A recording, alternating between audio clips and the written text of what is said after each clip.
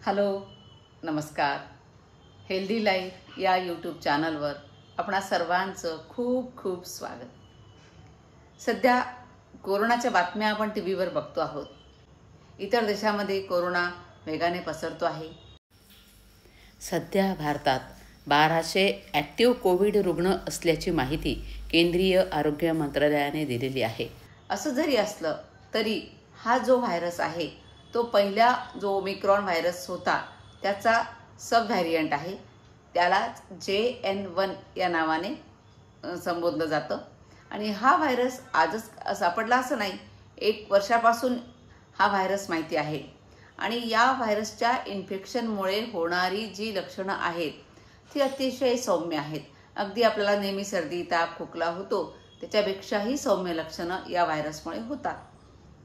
त्यामुळे घाबरून जाण्याचं काहीही कारण नाही. मागच्या कोरोना काळामध्ये आपण वॅक्सिन घेतलेलं आहे, त्यामुळे सुद्धा हे इन्फेक्शन आपल्याला कमी होईल, जास्त त्रास देणार नाही.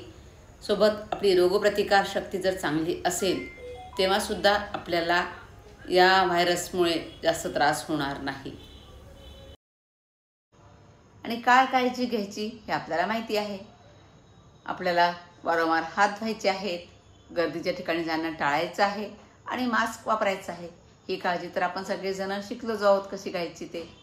दुसरं म्हणजे ज्या लोकांना आधीचे काही आजार आहेत, श्वसनासंबंधी काही आजार असतील, ब्लड प्रेशरचा त्रास असेल, डायबिटीस असेल, जे लोक वृद्ध असतील किंवा प्रेग्नंट लेडीज यांनी मात्र ही व्हायरस साध्या फ्लूची जरी लक्षणं असतील तरी डॉक्टरांचा सल्ला घ्यावा. घरी ट्रीटमेंट करू नये. आणि ट्रीटमेंट घेऊनही जर आजार बरा होत नसेल तर डॉक्टरांकडे पुन्हा दाखवावं आणि ट्रीटमेंट घ्यावी. या व्हायरसला मुळीच घाबरून जाण्याचं कारण नाही. हा अजिबात घातक आजार नाही. जीवाला तर या व्हायरसमुळे अजिबात धोका नाही, हे लक्षात घ्या. त्यामुळे घाबरून न जाता फक्त काळजी घ्या. धन्यवाद. माझा हा व्हिडिओ आपल्याला आवडला असेल तर जरूर लाईक करा, शेअर करा, कमेंट करा. आणि माझं चॅनल जर तुम्ही अजून सबस्क्राईब केलं नसेल तर जरूर सबस्क्राईब करा. धन्यवाद.